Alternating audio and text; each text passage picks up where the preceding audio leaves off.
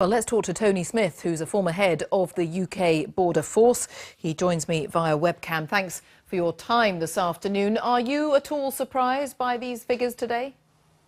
No, I'm not surprised at all. The main reason that the numbers are going up is because there's been unprecedented pressure on the European Union external front. Nations announced last week that the figures are about 180,000 illegal entries into the EU across the Mediterranean Sea, record numbers of drownings. And some of those people, not all of them, but some of them are migrating northward. Of course, there aren't any borders in the Schengen zone in Europe, and so you don't actually hit any border officials until you get to Calais, where we are. And what we're seeing there is that our officers and our borders are holding up pretty well, and they're by and large stopping the flow. So it's a case of more and more people are trying to come for whatever reason, some of that to do with political unrest in other parts of the world, but also more of them are being caught. So is that just the nature of where we are now?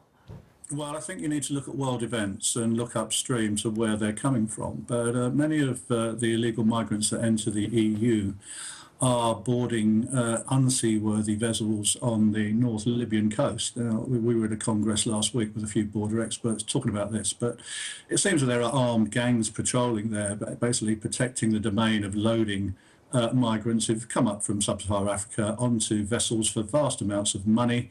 There's anarchy in that country. There is no effective government or control. These gangs are armed, and it's a very, very sad and miserable business. But the migrant smugglers are having a field day down there getting people into the EU. Once they're in the EU, the receiving states, which is predominantly Italy, are not able to deal with the numbers other than simply to ensure that they've been registered. And then once they're in Europe, as I say, they will fall into the hands of more traffickers and put in safe houses and headed northwards. Some headed to the UK, some to the Netherlands, some to Germany, where they want to try and to settle. And I mean, therefore, is there anything more that border officials can be doing? I mean, I'm not trying to put words in your mouth, but your tone is quite fatalistic, really. We are all at the mercy of international, global events, political events rather, and staff right now are doing the best they can. Is that your contention?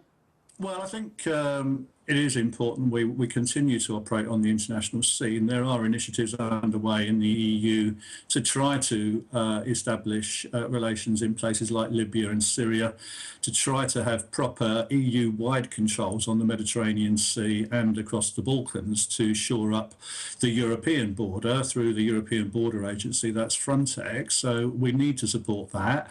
We do need to work collaboratively with the French authorities in after the criminal gangs and the networks that are making money out of this miserable business. And here the government does need to make sure, as John Vine says, that there is sufficient resources available to us in the Home Office and in the Border Force to make sure that we can keep up the very robust controls in Calais that we have there now. Tony Smith, thank you very much for your time, as ever, former head of the UK Border Force.